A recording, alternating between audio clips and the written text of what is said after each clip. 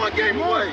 Blow up. We're playing for something, man. We're playing for something. It's gotta mean something to you. It gotta mean something. Everything you got. Everything you got. Let's finish this. Do it, fellas. Let's go. Let's do it, fellas. Finish 2, 3. 1, 2, 3. Finish. Why is success a bad thing? Why, if you're a millionaire, you're evil. If you're a billionaire, you're the Antichrist. Why? Because of their pathetic jealousy. That's all it is.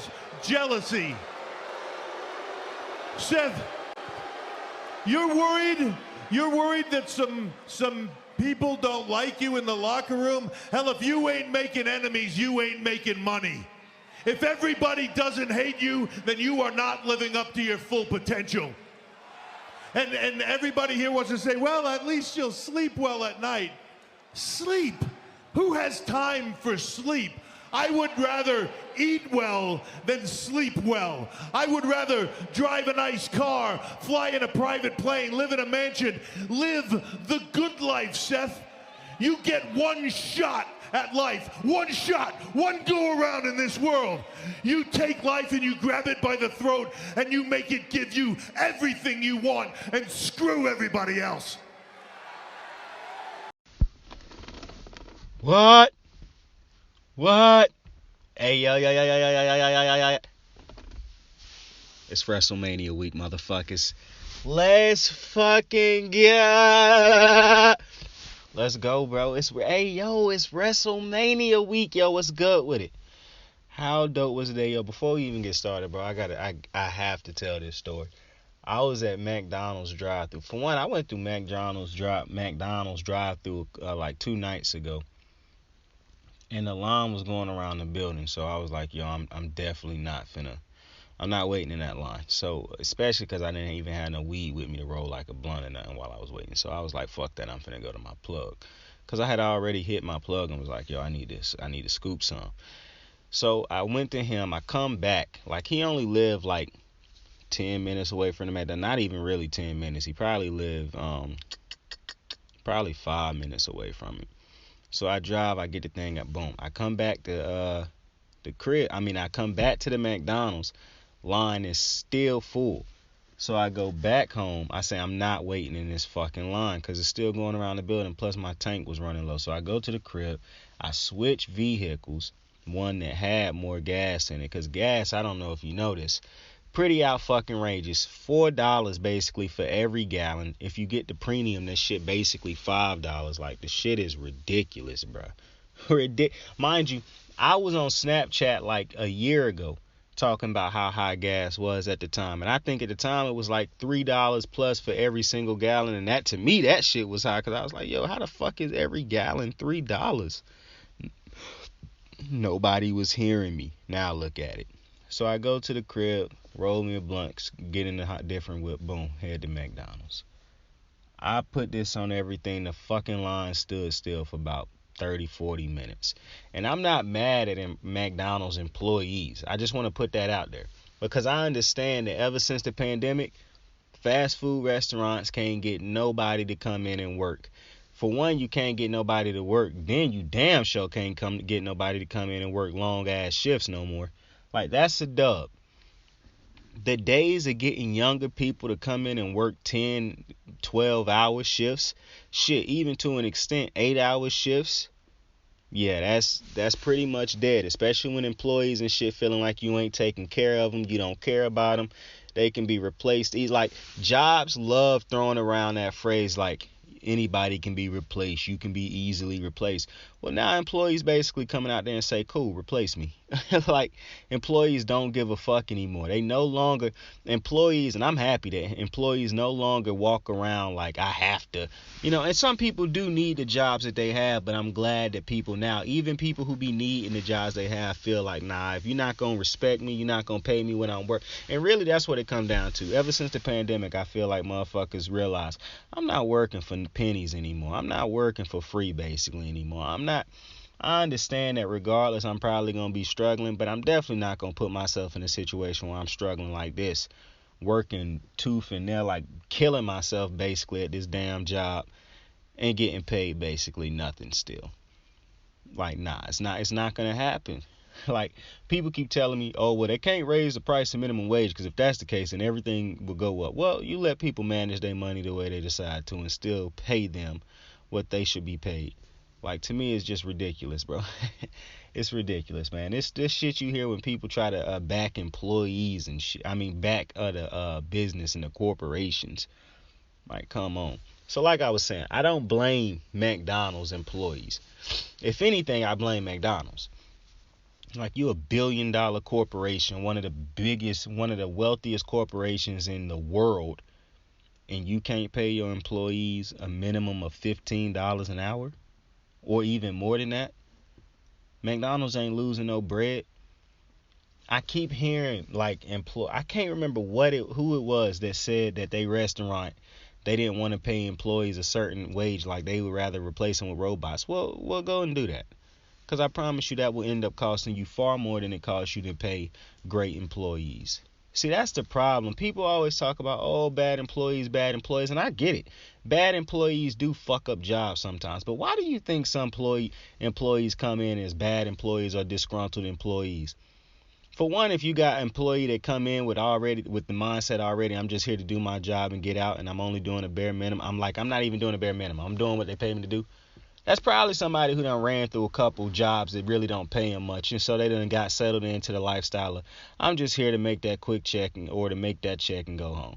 Like, they have no care in the world to make friends or anything like that. They just want to make a quick check, go home. And I always hate it, and I don't hate people like that. I do hate the boss who walk around and tell that type of person, hey man, I need you to smile, or tell him or her, I need you to smile, put a smile on your face, I need you to act happy and that type shit. Bruh, you're not even paying me nowhere near enough to help feed one child, let alone the other 3 that I have. Okay? Everybody's telling me the things that I do in life are a mistake for the simple reason this dumbass job that I'm working don't pay me enough to cover all the different things I have in life, but I'm a human being who have to do different shit. I can't just sit still. It's not possible for me. So I have to work and maintain some type of income to take care of all my different necessities, needs, and wants in life.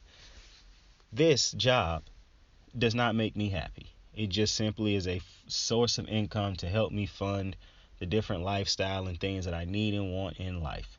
What I spend my money on is none of your business. If somebody says they don't make enough, take them at their word. They don't make enough. I mean, to me, it's as simple as that.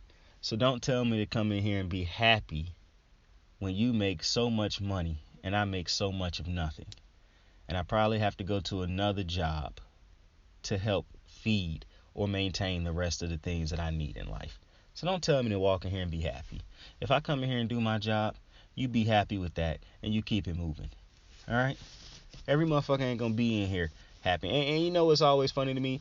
When they try to tell an older folk to be happy like a high schooler or somebody. Motherfucker, they don't even need this job.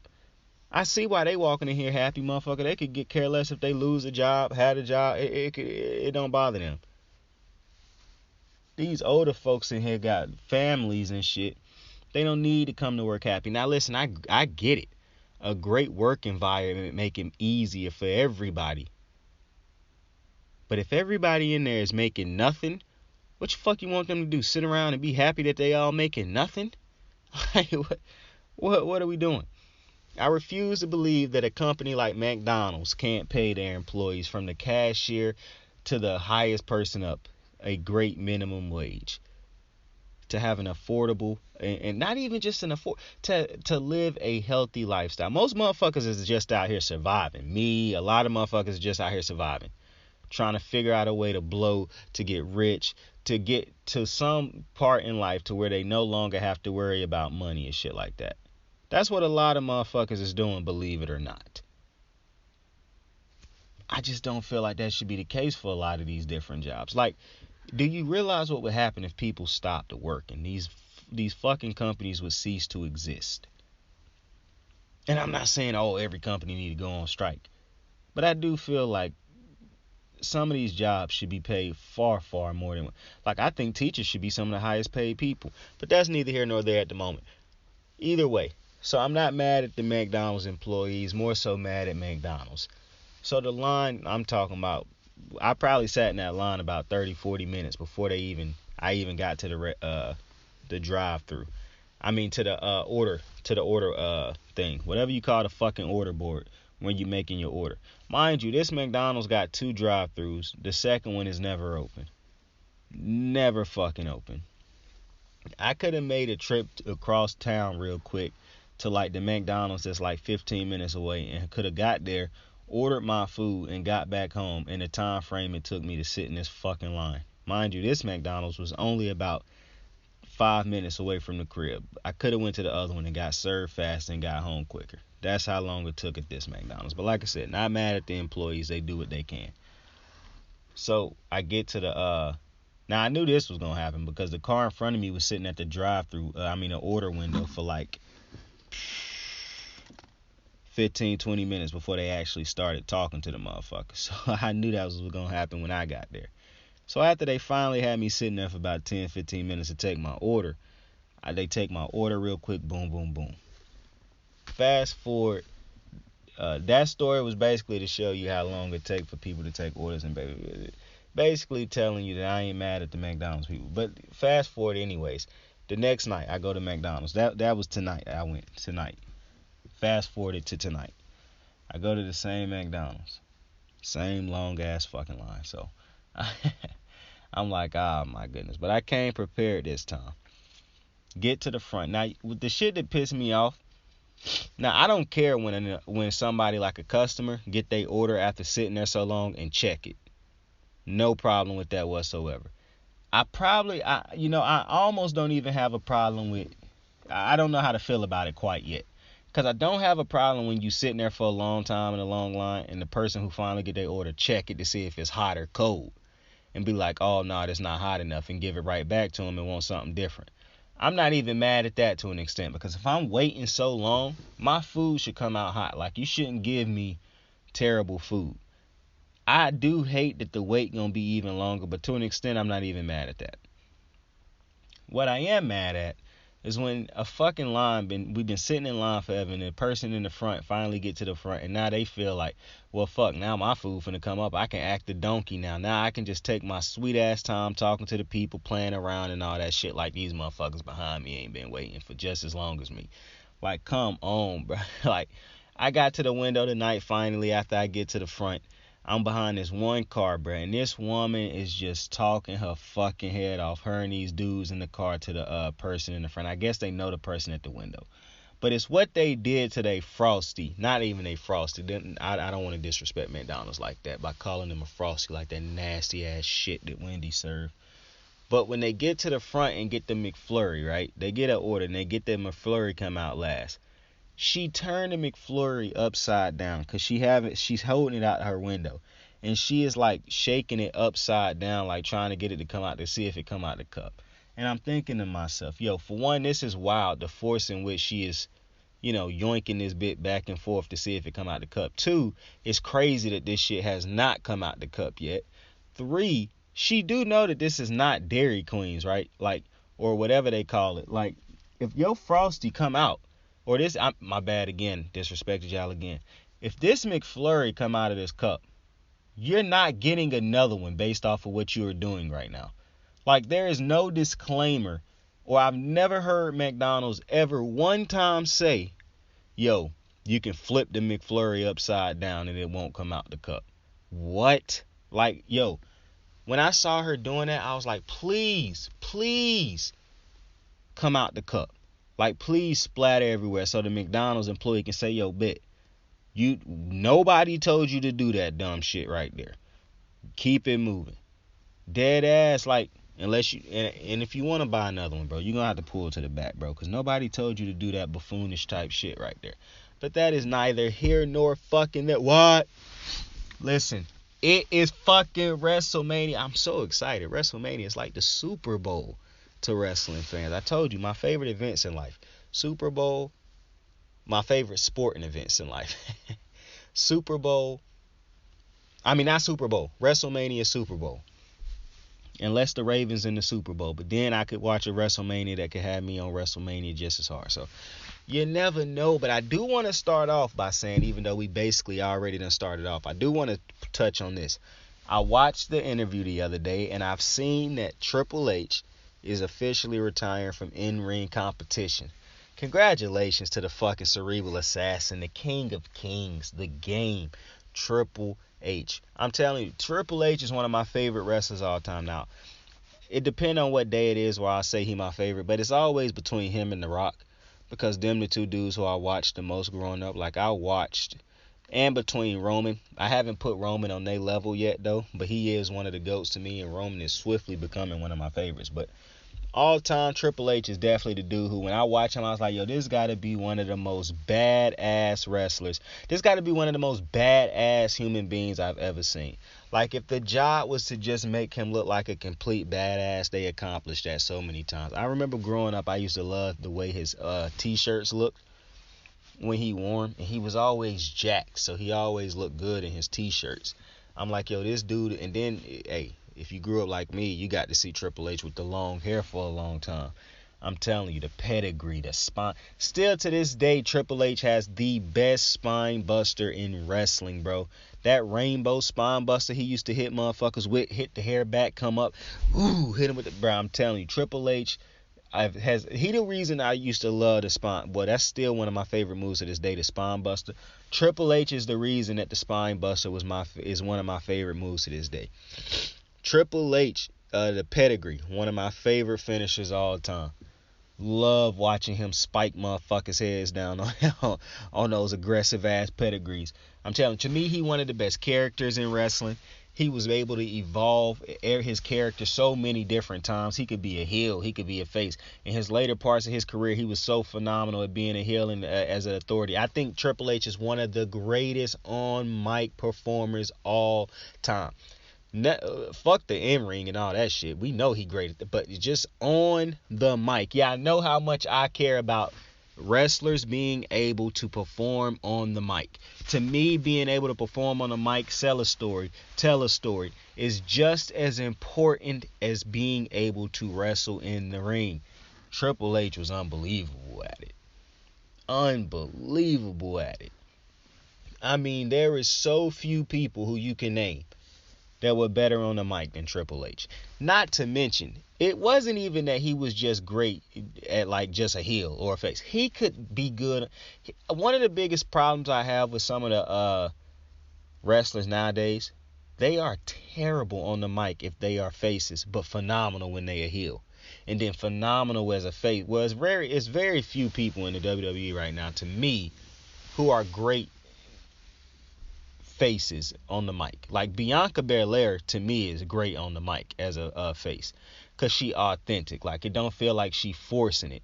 And then you have some faces who are faces, but they have like badass type characters, like attitudes and shit, so they even decent on the mic. But you know, you just got some people like Drew McIntyre, to me, is atrocious on the mic. Like, I know at one point in time he was decent. To me, now he done fell into that category of just absolutely god awful on the mic at times. Dead ass. You even got some dudes like Kevin Owens is unparalleled. Like, Kevin Owens is one of the most unparalleled performers, period. Kevin Owens, mannerisms, what he can do on the mic, what he can do in the ring. Like, Kevin Owens is like a perfect wrestler in my opinion. Like, Kevin Owens, it's not a lot of people you could put in Roman Reigns' position, because it's not just Roman Reigns have everything you need to in the ring, out the ring and all that, and he got the look.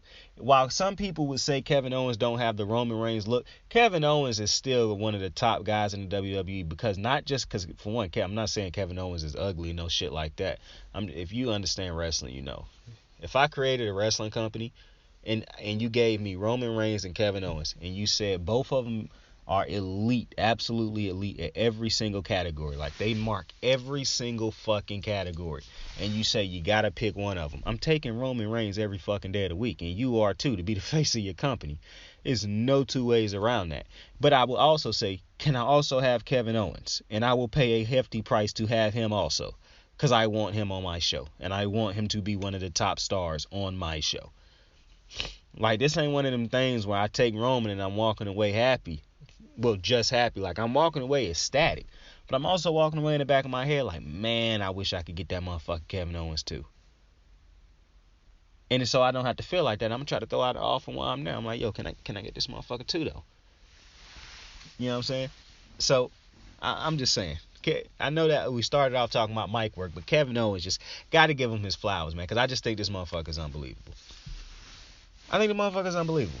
The way he played the crowd with the Stone Cold thing on last Monday, it's Kevin Owens. Dude's unbelievable. His act when Seth Rollins had came to the ring to try to steal his moment. Like, it was like, okay, I'll fight you to see if I win, I get to have a KO show with or whatever the fuck he called his show with Stone Cold. Kevin Owens throughout that whole segment was hilarious. Did not miss a fucking beat, yo. Like, you pray for wrestlers like Kevin Owens. Because Kevin Owens is not just a wrestler. He is a WWE superstar. Like Vince McMahon said. He is more than just a wrestler. He is a sports entertainer. And very few people do it like Kevin Owens. That's why Kevin Owens and Roman Reigns had one of the better feuds of the year last year. During that COVID year. Because they just fucking get it. That's why you can put Seth and KO together. Because they just fucking get it. I'm happy they turned KO back into a heel, though. I am happy about that. Because KO is one of them dudes who could be a heel all the time. You could just keep refreshing stories for him, giving him new material, but never taking away that he is a heel. To me, heels should always progressively get worse, not turn into faces. Come on. I hate that. When you got a heel who is definitely a character who is definitely great at being a heel, what you should be doing is making them absolutely worse progressively. And that's how you build baby faces. Because when you continuously switching dudes back and forth and women back and forth from heel to face, you know, that shit kill you. When what you should be doing is progressing both of them. To continue to make a great face, you should be continuing to make great heels. To continue to make great heels, you should continue to make great faces. You don't have to keep continuing to destroy them. Which brings me to another thing. Yo, I know Liv Morgan and Rhea Ripley are gonna be in that tag team title match at Mania. They're not gonna win. I'm just telling you right now. I'm not too sure on a lot of these matches, and I'm picking these matches. When I start picking the matches, I'm picking them based on who I want to win, not based on who I think gonna win, and based on who I know gonna win, based off of the WWE storylines, shit like that, and based on how I know wrestling. I'm not gonna be ignorant and pick it like that and spoil the fun. That's whack. I'm gonna pick the matches based on who I think, or not on I think, on who I want to win. Okay? I'm telling you that right now. So, example. I've been talking multiple times that Charlotte Flair is definitely going to lose to Ronda Rousey at WrestleMania. I'm not picking Ronda to win that match, though. Even though I know the most likely the outcome of that match will be Ronda Rousey winning that match. Unless fucking Asuka come out of nowhere with a heel turn and fuck shit up. But I'm picking Charlotte to win that match because that's who I want to win it. So that's how I'm picking the matches. I'm not picking based on who I think is going to win or who I think or I know is basically going to. No, I'm not doing that shit. That's going to fuck up the fun for me. So, with that being said, when I get to that, I'll get to that. Liv Morgan and Rhea, they're not winning their matches. They're not winning that match. And the reason I don't believe they're going to win that match is because, to me, these are the two most directionless characters on the entire roster. Now, I had a conversation with somebody about this on Twitter a couple weeks ago. And it really wasn't a conversation because this motherfucking bozo was just on there making excuse after excuse after excuse as to why Rhea and Liv Morgan haven't completely blown up, why they haven't matured their character or progressed their character past what the characters are. He kept blaming Vince and creative and everybody else. And I'm like, okay, bro. This is a problem. I don't know why fans think this is a cool thing to do. Or I don't know why you think this is defending somebody. Because this is babying people. This is ugly to me. This is disgusting, to be completely honest with you. And I don't never want to be in a position where I'm a popular figure or a public figure. And motherfuckers is rooting for me even when I'm not winning. It's not even not when I'm not winning.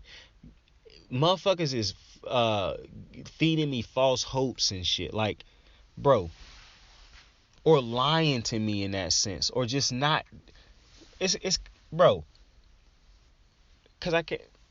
The best way to say it is to explain it. If you know that I'm great, that's one thing. But if you know I can be greater and you clearly see the things as to why I'm not being great, don't keep telling me that it's everybody else. Don't keep telling me, oh, it's that person, oh, it's that organization, oh, it's the machine. Tell me what I can do to get better. I just don't like it how fans constantly blame WWE, creative, the machine, as to why people are, and it's so crazy because as to why wrestlers don't succeed. And it's crazy because look at Becky Lynch. This is I swear to God, this is an example I could just run to every fucking time if I want to. Becky Lynch was a, I don't want to call her nobody, but she was a bottom tier wrestler basically, right? Everybody loved her. For some, like all the wrestling fans, they saw themselves in Becky Lynch. Oh, the machine keep fucking her up. She can't win against Charlotte and the big stars because people don't want the little man to succeed or the little woman to succeed. So she was the underdog and people loved her and cheered for her. And then Becky started to win. And people cheered for her. People cheered for her because subconsciously they said to themselves, yes, she has her moment. Eventually she will lose this moment, but she has it now so we can cheer for her because this reminds us of us in our moments of success. The problem was Becky didn't lose. Becky kept winning. And that made people pause for a second. The same people that was cheering for Becky when she was losing and then cheered for her when she finally won is now the same fans that don't cheer as loud for her now that she been winning for a while. Now they seeing other underdogs who they see themselves in losing to Becky Lynch, the person who they used to see as the underdog and they saw themselves in. Now they don't see themselves in Becky Lynch because you see Becky Lynch has matured past the underdog role. Becky Lynch will never be considered an underdog ever again. She's grown out of that. She's grown past that, which is what you would hope to do one day. She's become the favorite rather than the underdog. But see, the fans who saw themselves in Becky, they didn't mature with Becky. They didn't grow with Becky. As soon as Becky became the favorite, they didn't see themselves as the favorite, so they stopped growing. They couldn't relate to that. Now they started to attach themselves to other underdogs and whatnot. That's just how it go in wrestling for some reason. That's actually how it go in sports, I think, but specifically in wrestling. So Becky is, to me, the perfect example of what I was just talking about. Because I can't even, like I said, it's hard to really put it in words. You just have to explain it. But that's, the basis of it all. Like, you keep saying that, oh, it's the machine, it's the machine, it's the machine, they holding the wrestlers back. But then when the wrestlers blow up, those same wrestlers that you said, Becky Lynch, who was getting held back by the machine. Well, now you saying Becky Lynch is a machine holding people back. Charlotte Flair is the machine holding people back. Roman Reigns is the machine holding people back. I don't understand the complaints. I see people bitch about, oh, they keep having rematches. Do you not know how feuds work? Did you not watch wrestling growing up and watch all the different rematches? Do you not realize that's why they can do highlights and different type of special shows and videos and movies or documentaries of certain rivalries and shit? Because you don't just have one or two matches. Like, some of the complaints that wrestling fans have is unbelievable, but we're not going to let that ruin motherfucking WrestleMania week. What? Hey, when Stone Cold come into the KO show, what's that gonna be like? Like, I've been wondering that for a little minute now. Like, what's that gonna be like? Is KO just coming in and kicking ass? I mean, is Stone Cold just coming in kicking ass? Or is they really about to sit down and have a conversation? Like, is they really about to sit down and talk about some shit? Like, what do we expect? Because all I hear is both of them talking about beating each other's ass. So I'm thinking to myself, is this a match or is this the KO show? Also, Jesus fucking Christ. Okay, so I done spoke about Cody Rhodes multiple times. For the life of me, I cannot understand why he. Okay, so if Cody Rhodes helped create AEW and left WWE, now he coming back to WWE. I don't understand it. I think if Brandy Rhodes, I don't know how great she is in the ring, but if she was great in the ring and great on the mic, she could have a place in the WWE, because I don't think you could ever have too many women's wrestlers. I want the women's division to become as great as this men's division, where you got so many people in this division that could be great, where I don't think it's a shit ton. Like, I do think it's a lot of women with potential in the women's division, but right now it is top heavy. You got Sasha, you got Bianca, you got Charlotte, you have, and I'm just tell you right now, if you hate Charlotte and Becky because of how long they held the titles, well, you could just go ahead and get ready to hate Ronda Rousey, because once she wins at WrestleMania, she's gonna hold the title for probably a year or longer. Not to mention, she's not good on the mic. She's not been a great wrestler since coming back, and I'm not talking about wrestler as far as like in the ring. I'm talking about like wrestler selling this story and whatnot. And it's kind of got me thinking to myself, and I know I'm hopping around a lot, but it's kind of got me thinking to myself, maybe she should have feuded with Becky coming back. Now, I'm not mad at this ultimately, because I do think Charlotte is the last like Bianca WrestleMania match, as far, not as like her last match, but that's the one where she is like taking her spot as the top dog now. Like, she done beat Sasha, she about to beat Becky. I think she gonna get a match with Bayley next year somehow, and then you give her Charlotte to defeat the whole horsewomen thing. But I kind of feel like a story with Ronda, and I'm not saying that the story with Ronda and Charlotte done been bad. I actually think Charlotte done as great as she can to keep this story hyped, to do as best as she can to sell it. I just don't think Ronda Rousey is selling the story, man. And I just don't think she is really buying into her character. I think she just acting as if she is Ronda Rousey from the UFC and things of that. Like, I understand being a badass. I do. But it's the difference between being a badass and being a badass in wrestling. I need you to be a badass in wrestling. I don't need you talking about, oh, Charlotte, you just wanted you think. Like, one of the lines, like, listen. This is the thing. Ronda is not a heel. And I'm not expecting Ronda to go out there and cut no magical promo like, Seth or KO or Roman or nothing like that. I'm not expecting her to do that. I'm not expecting her to go out there and cut a great promo like Bianca or, I'm not even expecting her to come out there and cut one of them mediocre ass promos that Becky be cutting, to be honest with you. I'm not expecting that. But what I am expecting is a little bit more something. Like, to me, the promo that she had cut on Friday just didn't do shit for me. None of the promos she done cut really done nothing for me. The sneak attacks by Charlotte in the back and all them type of things, putting her through the top. Yo, those shits are cool. Like, I don't even mind. But it's not necessarily because Charlotte doing it. I wouldn't mind if she was beating up Charlotte right now. It's just, I don't want to hear Ronda talking right now. And that sounds real disrespectful. I don't think Ronda has bought fully into the wrestling side of things yet.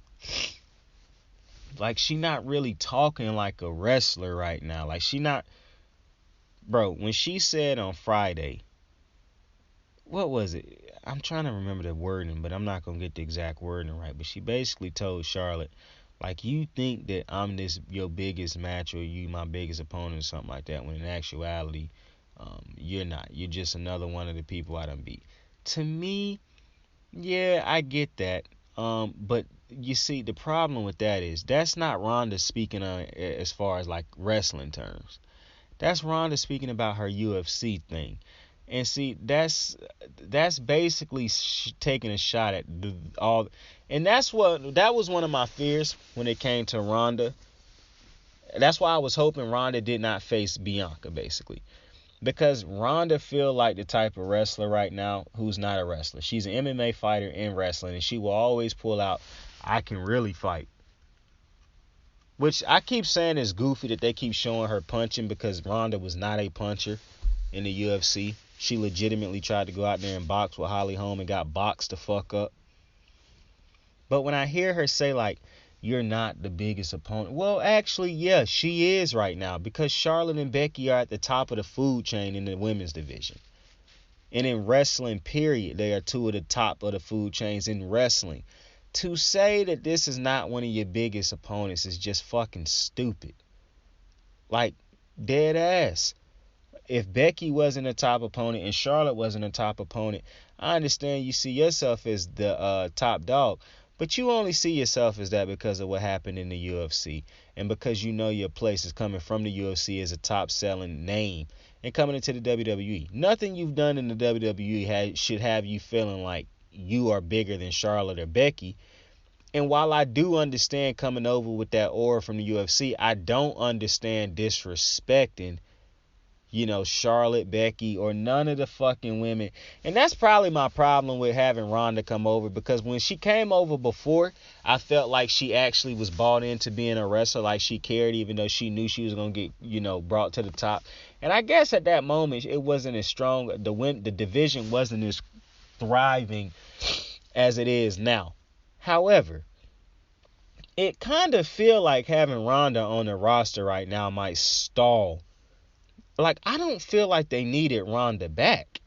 That's my thing. And maybe I'm not being fair, because you got Brock. But see, I don't look at Brock the same, because he started in the WWE. So to say you don't need Brock is ignorant, because Brock always was with the WWE. He just left for a while to do the UFC. That should make you even happier to have a WWE star who went, dominated in the UFC, and came back. Like that, as a WWE fan, that should make you proud when people keep yelling to you, oh, it's fake, it's fake, it's fake. I done told you multiple times it makes no sense when they say that. It's scripted, not fake. But then, regardless, you should always say, we got Brock Lesnar. You legitimately could pull that trump card out at any point in time. So you should be happy that Brock Lesnar is in the WWE. Brock Lesnar's accomplishments in the WWE before he went to the UFC, when he came back in the UFC, could have him talking as if he is the man, as if nobody can touch him. Because when he was in the WWE before and after the UFC, he was built that way. Ronda Rousey has accomplished what? Who did she even beat for that title? Alexa Bliss? I think Ronda kind of being built off of her UFC. And like I said, I get it. They did it for Brock when he came back, but they didn't have to do it for Brock, and they're not doing it for Brock right now. Brock Lesnar is fully a WWE character right now. He is done with the UFC character, which he was done with after a while ago. He became just a beast, which, like, to me, is not comparable, the Brock and Ronda thing. Ronda don't feel like a character right now. That's the problem. Like, Brock Lesnar does not feel bigger right now than Roman Reigns. And even though he does not feel bigger, it feel like, even though I don't feel like nobody beating Roman right now, it do feel like Brock Lesnar is fully bought into WWE. Now, granted, listen, Brock Lesnar still beat a lot of different people's ass, and a lot of wrestlers who we think is big-time wrestlers will not get wins over Brock Lesnar anytime soon. But that's just called food chain. It's the top of the food chain and it's the bottom of the food chain. It's a middle. Hey, this is just how this shit works sometimes. You're not finna have dudes just beating Roman Reigns. You're not finna have dudes just, believe it or not, beating the Usos or the New Day when they at the top of the food chain. Like, that's just how it goes. When wrestlers are at the top of the food chain, they rarely lose. Brock Lesnar that happened to be at the top of the food chain for a long time. That's because Brock Lesnar lives his character and is his character. You shouldn't have a problem with Brock being where Brock is at the end of the day, just to be honest with you. And I do believe Brock and Roman about to have the best match they done had at Mania out of all their matches, and I think Roman's about to win. I know Roman's going to win. Tribal Chief's not going to WrestleMania to lose to this motherfucker Brock Lesnar again. Those days are over. This right now is greatness on a different fucking level. God mode. I think the best matches at Mania is going to be Bianca and Becky. I think Bianca about to give Becky her greatest match she done had in her career. I think, man, I really want the Charlotte Ronda match to be good. I really do. And I think Charlotte going to carry that match. See, here's my thing. This is what made me think that would be a good match. Because Charlotte and Ronda was having a decent match. A good match, basically, until when they fought each other a couple years ago when it was the triple threat match. Because Becky didn't do shit the majority of that match. That was basically Ronda and Charlotte carrying that match. Becky just got to get the fucking weak-ass win at the end. So I actually have high hopes for this match. The only reason I don't think this match will be better than the Becky match, the Becky-Bianca, is probably because of how biased I am with Bianca right now. Because I just think Bianca's going to tear the fucking house down. I think Bianca is really about to tear the fucking house down. Dead ass. I think it's going to be crazy. I think Bianca and Becky are going to go nuts. See, Becky had a great match against Lita a couple pay-per-views ago. Or a pay-per-view ago. However many fucking pay-per-views ago it was. She had a great match against Lita. And shout out to Lita. Lita balled the fuck out in that match. So now that's got me thinking like Becky is starting to get into her bag. Becky's starting to become a ring vet, basically. Bless me.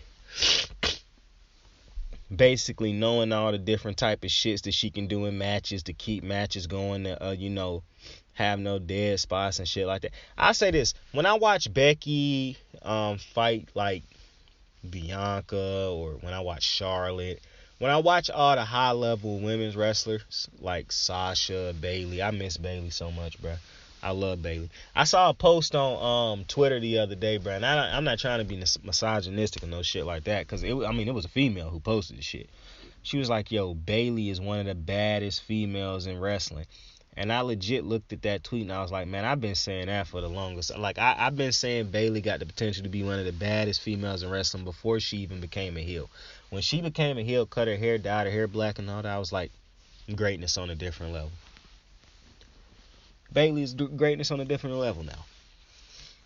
I can't wait till Bayley comes back. See, I think that's the next feud down the line for Bianca. Please don't feed Bayley. Please don't feed Bayley to fucking Ronda Rousey, bruh. That will hurt my soul, bruh. That will hurt my fucking soul if they feed Bayley to Ronda Rousey, dog.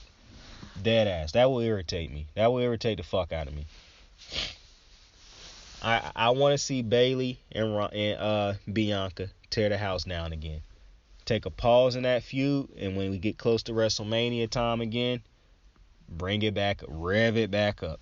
When the last time Bayley and Becky done had a match? I like to see them two have a match. I can't remember the last time I seen them two have a match.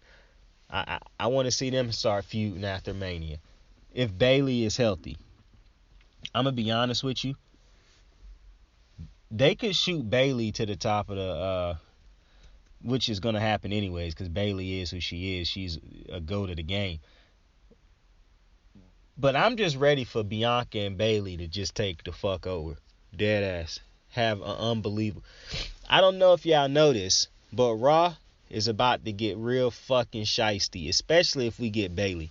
I think Bayley is on the Raw roster because, bro, just think of this.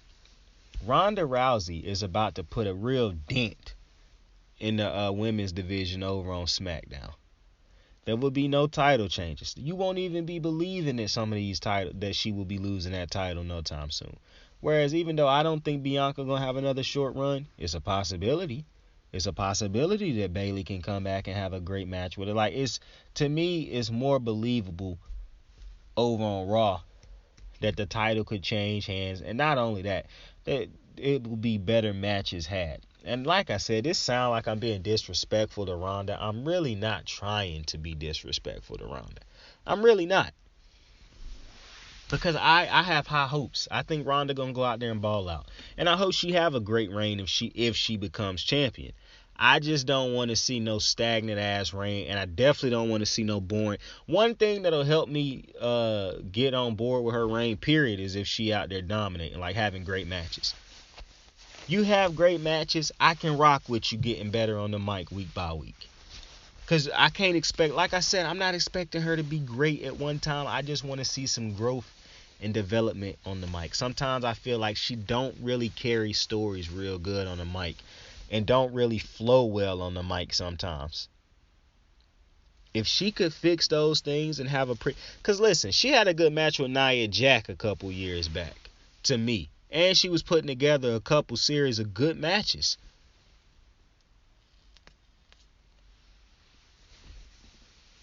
But when you start putting her up against the Beckys, the Baileys, the Charlottes, the Biancas, the Sashas, because I'm imagining that's where she go eventually. And I done seen Ronda Rousey lose in the MMA. And I see how she took that. Bruh. How's she gonna take losing in the WWE? Because when she lost to Becky, didn't she disappear for a while again?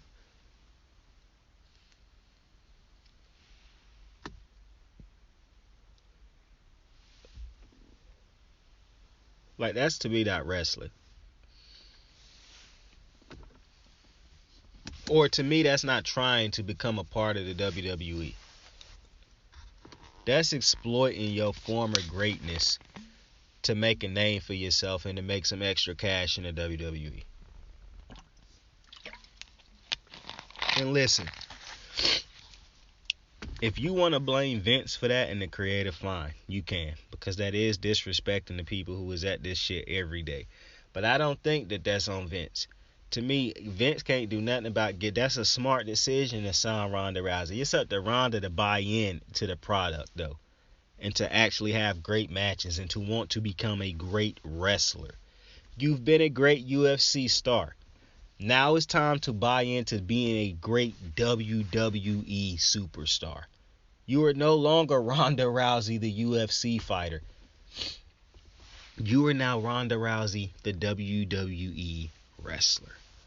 If Ronda Rousey can buy into that and understand that as a WWE wrestler, the win and loss record really don't fucking matter, but you do have to take L's, then I'm going to be fine with Ronda winning. It's if she not willing to go through that. That's when the problems is going to start to pop up. Because I don't want to see Ronda running through women like Bayley, Becky, Charlotte, Bianca, Sasha, Naomi. Because to me, those are, and I'm really happy about the Naomi. If y'all couldn't tell, this is basically, aside from when we was talking about Roman and a few things, this is basically in KO. This is basically the first episode of our WrestleMania week series. We're basically talking about a lot of the women, man. But when I look at and I apologize for all the sniffling on this, man. I went to my mom's crib, man. She made me sick, bruh. I don't know why I keep going around my mom's without fucking face masks on when she's sick. I go everywhere in the world with face masks on, but when she's sick, I decide to go around her without one on. And boom. Every fucking time I get sick. I remember one time my mom was like sick, where she had to go to the hospital. Like, she was hospitalized for a while. Like, this was probably about 3-4 years ago. During the holidays, my mom was hospitalized. Like, we couldn't even have Christmas that holiday because she was in the hospital for Christmas. And everybody had to be in the hospital with her too, so we didn't really have Christmas that year. My mama had the flu. Like, she had a bad case of the flu, right? And I had the flu also. While she was in the hospital with the flu, I had the flu. So I didn't go to the hospital at that time because I was dealing with a bad case of the flu. And so once I finally got over my bout of the flu, my mom kept saying she wanted me to come to the hospital and whatnot. So I went to the hospital for the next, 3 days to stay with my mom. When I got back from the hospital, the same fucking day as I'm driving home, I can start to feel my throat getting sore and shit. And I'm like, oh, nah, please don't let this be it. I just had the flu like a couple days ago. Boom, that night I woke up, full-blown flu. Worse than the first bout I had just got done with. I went back to the hospital the next day because I was like, fuck it. I'm already sick now. And I sat in there with my mom and I told her, I said, man, you got me sick, man. She said, how I get you sick? I said, you got the flu, now I got the damn flu. And that's just how we was rocking. But that's what I want from Ronda Rousey. I don't care about Ronda being great. I'm not one of them people who gonna hate on Ronda for being great. Like, this, to me, is misplaced hate that y'all got for Charlotte. Like, y'all hate Charlotte so much. And I don't, well, not everybody, but I don't get this Charlotte dislike. Because that's somebody who you should love if you're a wrestling fan. Like, you want wrestlers to become great. Like, this ain't like sports where you cheering for one team. You're supposed to be cheering for, I understand you got favorite wrestlers and whatnot, but, you know, Charlotte is one of the wrestlers who people keep trying to convince themselves don't deserve what she gets in wrestling. And I don't understand that. Like, to continue to try to convince yourselves that Charlotte is not as great as she actually is insane to me. Like, every time I turn around, oh, they shoving Charlotte down our throats. Like, yo, this obsession with having people that are nowhere near as talented as some of these people who is as talented as they are to get the spotlight that the talented people get is insane to me. Like, Jesus Christ, bro. If they felt like it was people, for one, Charlotte had multiple years where she was losing constantly, and I didn't hear nobody bitching about her not winning enough or not or losing too much then. But as soon as she start, it's like y'all want Charlotte to lose forever for some reason. Like, I don't get it. If Charlotte was bad at what she did, I'd understand it completely. She is easily one of the greatest wrestlers, male or female, man or woman, in the past, last 2 decades, century, however long you want to say. Charlotte is absolutely unbelievable. And this hate that people have for her, I do not understand it at all. At all. Like, she going out there putting her body on the line every week. When she have to show up for these big matches, she shows up for these big matches. She give you your money's worth. She remind me of when people always say, Russell Westbrook never cheats you of your money. Yeah, Charlotte Flair has never cheated anybody out of their money at a pay-per-view or in a big match at a WrestleMania. Like, Charlotte Flair does not cheat you out of your money. But for some reason, people keep saying, oh, they shoved Charlotte down our throats. If Charlotte couldn't wrestle, I get it. If Charlotte wasn't good on the mic, I get it. If Charlotte wasn't a dominant, great champion, I'd get it.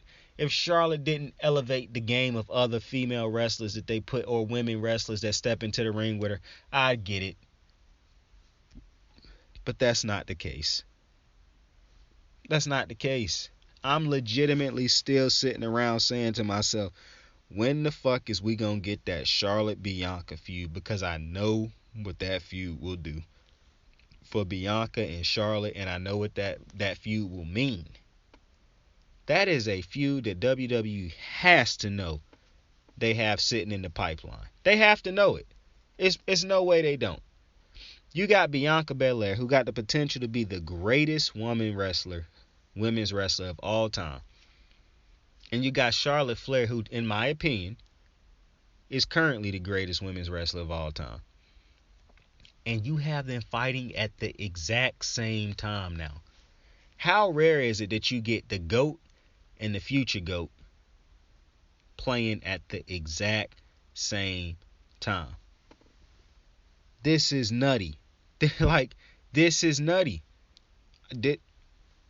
And I keep, it's not even speaking it into existence no more because I know it's going to happen. It's just me rushing the script, basically. Getting ahead of myself. Because I know WWE creative, as much as people want to shit on them, they not dumb enough to, not know that they sitting on a gold mine when it comes to this feud. I just hope they masterfully book it. Like, I hope they upgrade Bianca's gear and all that type of shit, like her shirts. Bianca, for one, got stupid swag. Bianca's swag when she wearing something that's not her ring gear to the ring, Unbelievable swag. I keep telling y'all motherfuckers, man, Montez Ford, very, very, very, very, very lucky man. Very, very lucky brother. Look at that black love. So happy for them. Hey, Shad Gaspar, Warrior of the Year recipient. I know people, if you're a wrestling fan, you heard about that sad story a couple years ago, but shout out to Shad Gaspar, man, and his family. R.I.P. Big Dog. I'm pretty sure his wife and son gonna be the ones who come to receive the award. So take a lot of courage and to stand in front of people and probably just have to relive that situation basically. Take a lot. So shout out to them. But boy, WrestleMania week's gonna be insane. I can't wait, bro. It's happening on Saturday. It's happening on Saturday. I wonder is Bayley gonna make a sneak return, yo? I don't know, but listen, the tag team match, it'd be fire if they had like a surprise entrance come in that match too. But I know that's not gonna happen because I think they setting this shit up for Sasha and Naomi to win. Now they could pull some bullshit and have like Io Shirai and Asuka team up and be mystery, like they come out of nowhere and be like, oh, Io Shirai and Asuka are now in this match. Now that'd be fire as fuck. Or if they have Xia Li, I think is her name. But either way, I think it's actually a fatal 4-way because I think Natalia and Shayna Baszler in this match. And that's something, man, listen.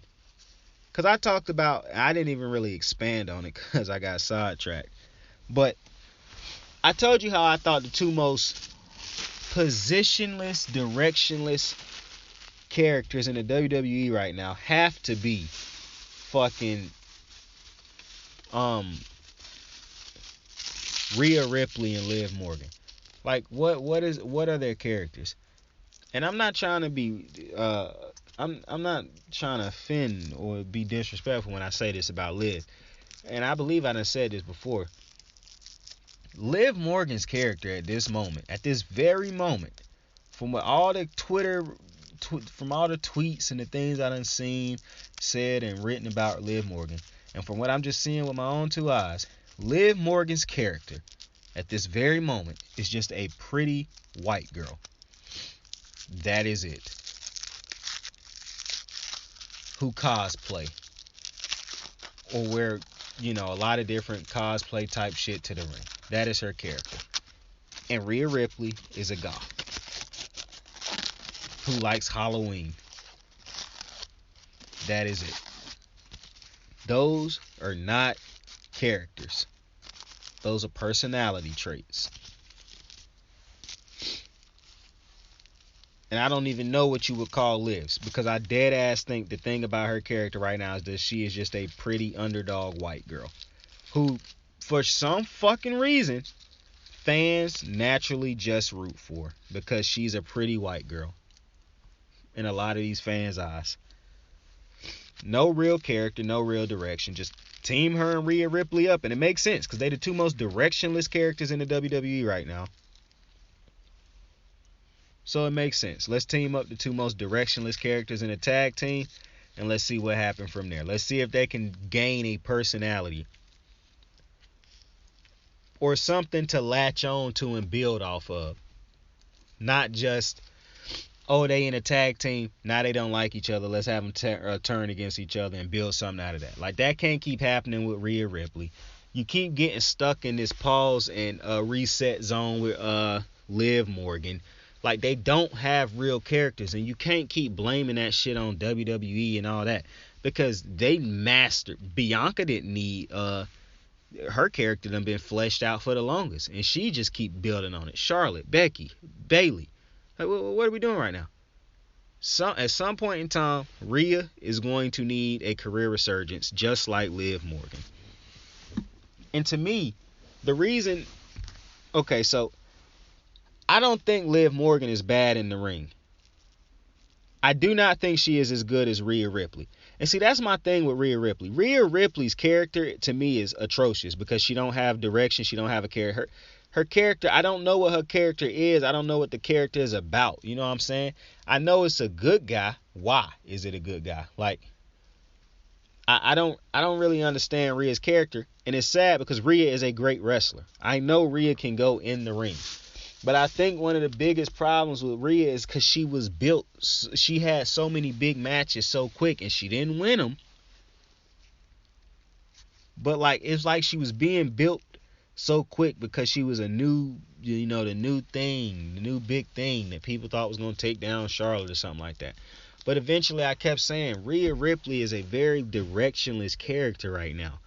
Like, it's like she stands for justice, and she's a goth. She likes wearing black with pumpkins and jack-o'-lanterns on her pants. I don't get that, because I like Rhea, and I think you could do a lot with Rhea. But right now, Rhea does not have a legitimate character. And I'm putting Liv to the side for a second, and I'm going to get back to Liv.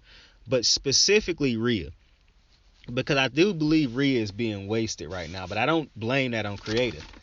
I think Rhea got to find a way to redefine her character, to evolve it, to take it to the next level. Like, okay, we done seen this iteration of Rhea. We've been seeing this iteration of Rhea for the last couple years, though. Now we need to see Rhea evolve. Like, what's the next evolution of Rhea Ripley? You know what I'm saying? Like, what Rhea's not good on the mic. Okay, that's something that Rhea can work on in Rhea's own time and shit like that. That's what I'm saying. You don't need to just be... Why would the WWE keep giving Rhea opportunities to talk on the mic if she's not good? You don't get better just... I know people say you sink or swim, and I agree. You just throw her out there, but that's not going to help her ultimately if somebody is having trouble with that mentally and shit like that. Rhea can work on that on her own. And I'm not saying Rhea, it's god awful on the mic. No. But what I'm saying is there's different elements to Rhea's game that she can improve on. And right now, I just don't see the evolution in Rhea Ripley's game, which is why I know they're not going to just throw them titles on them at WrestleMania. And I'm not even speaking about tag team wise, because Sasha and Naomi, why did they come together as a tag team? Because they like each other probably. But individually, they have fleshed out characters. Naomi's underdog story was far better than any of these half-assed underdog stories they keep starting and stopping for Liv Morgan. Because Naomi could sell the story, whether it be on the mic, facial expression. She knew how to make you feel sorry for her. She knew how to get the fans behind her. That's not something that Rhea... And you get those base cheers for being a good guy, and then they fade away because they have nothing else to latch on to.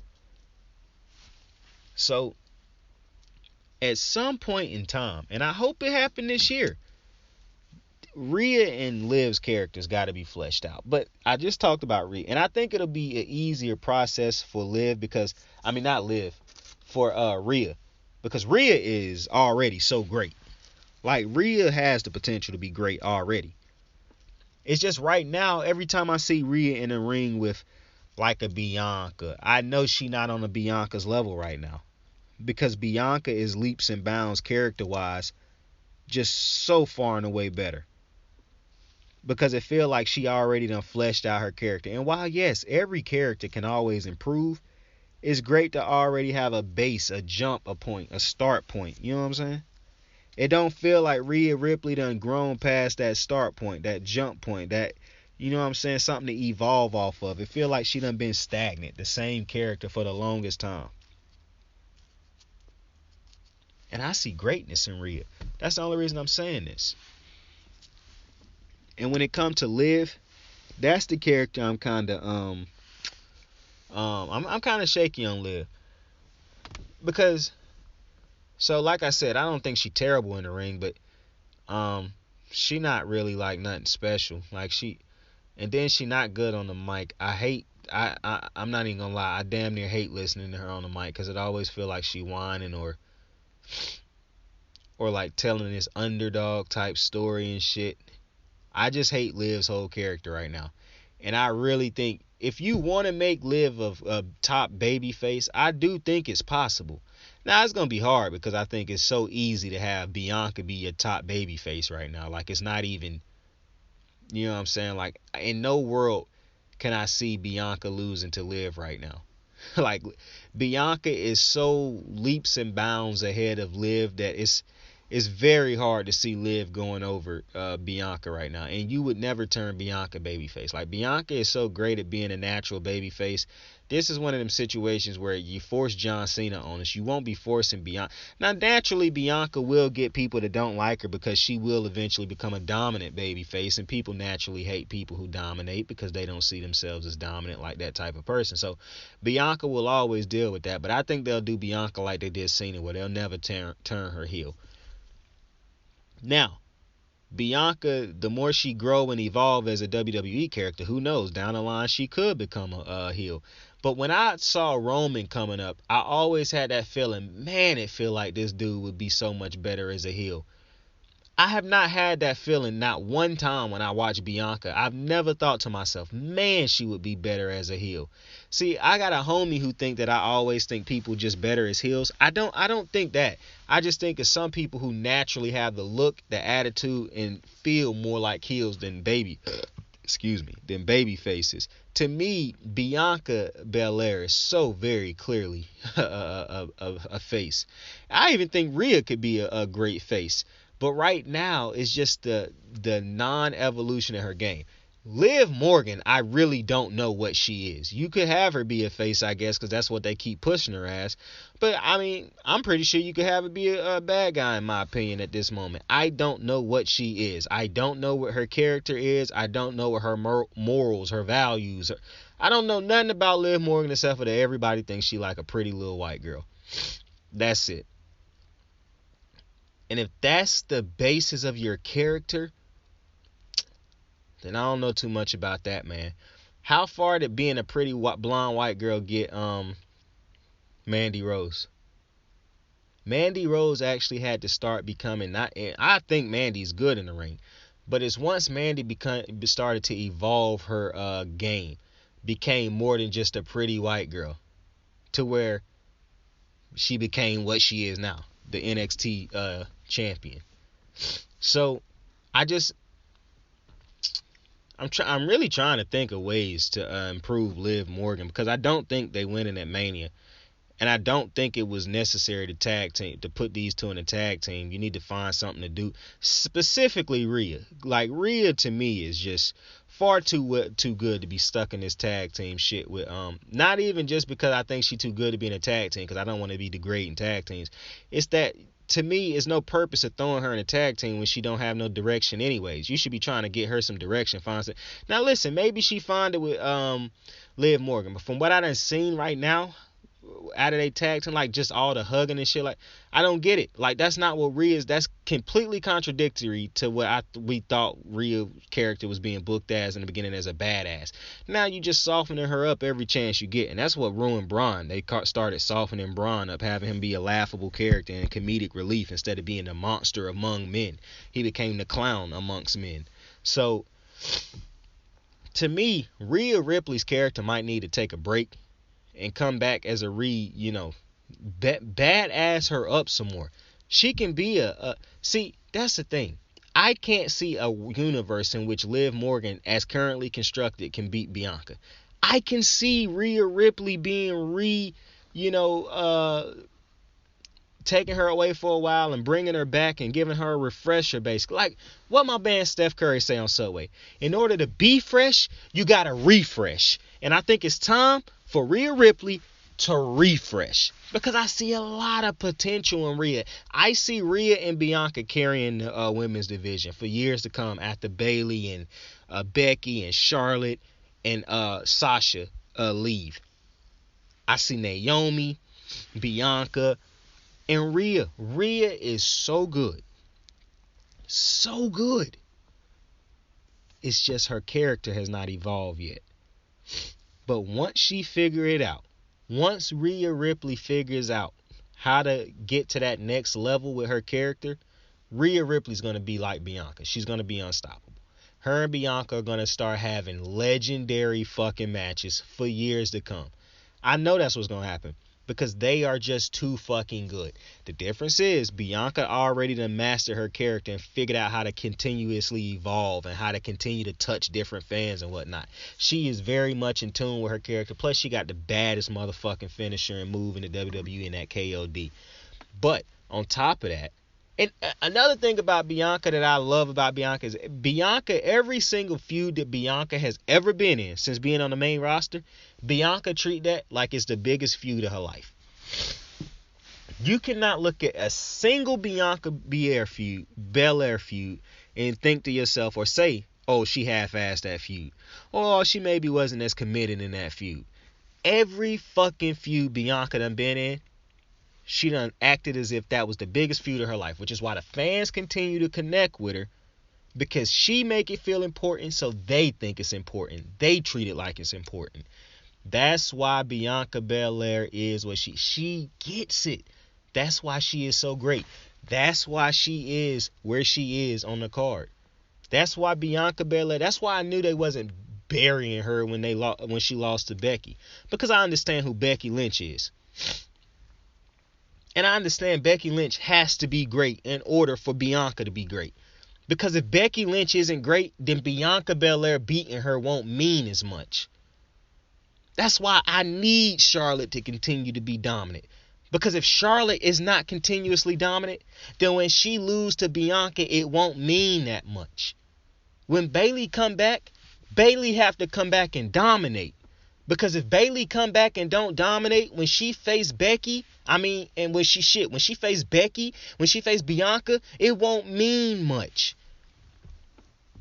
Now, I understand what some people saying. Well, you just said that Ronda Rousey, different thing. Come on, listen now. This is wrestling form of dominance. Now, come on. These are the same women who are willing to take L's to each other. Come on now. Chill out. But with that said, I fucking enjoyed this episode. I really did. I could keep going, to be completely honest with you, but we doing this all week, baby. So don't worry, we're going to be back tomorrow to keep talking about WrestleMania week. I'm giving you my predictions on Friday. And then on Saturday and Sunday, man, the reviews come to you after we watch that thing. I appreciate y'all so much for joining me, man. Not just on this, but on every single video that y'all join me on every show y'all join me on. We continue to grow. We continue to get bigger, man. I hope y'all spread the word. I hope y'all get other people to check out the channel and check out the shows. I hope you enjoyed this episode of Wrasslin with Saint. I thoroughly enjoyed it. I love wrestling so much. It's WrestleMania week. What? It's going to be an exciting week, man. I can't wait to get the week going, man. It's already going. I can't wait till WrestleMania get here. My favorite time of the year is WrestleMania year. I hope you enjoyed your day. I hope you enjoyed your night. Tell somebody you fuck with them. Tell somebody you love them. I appreciate you so much for joining me. Have a dope fucking day. Saint out. How the fuck I pay a couple card notes and ain't even whipping? How the fuck I'm putting food on the table while I ain't living? Cursed from being alone with these dreams of a happy home. So when I think it's really love, I give them anything they want. I got stupid shit I did as a kid defining me lately. When I try to open up a new chapter, they still hate me. My mental, my only drug, so I'm doing this shit alone. Last time I fought depression and she got me on my zone. One bad move for thuggery, hit record from luxury. Pop said some shit that stuck with me. All it takes is a mustard seed. Yesterday I copped $40 a pot those. Homie